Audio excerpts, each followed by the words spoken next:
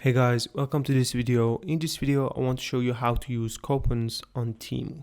First thing first, you need to download Temu on your phone. You can use it on App Store or Google Play and then open the Temu. From that, you need to purchase some products. I purchased this, smartwatch for 10 pieces. I don't know, just 10 pieces.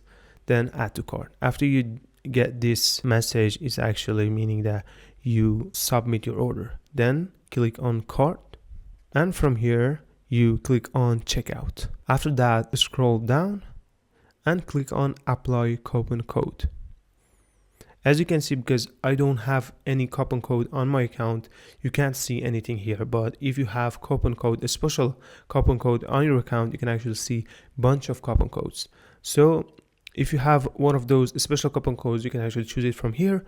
Or if you want to use another person coupon code, or you have websites that give you the codes, you can actually paste your coupon code here and then click on apply.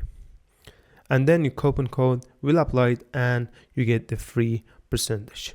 Thanks for watching this video. If this video was helpful for you, please like it and subscribe to the channel.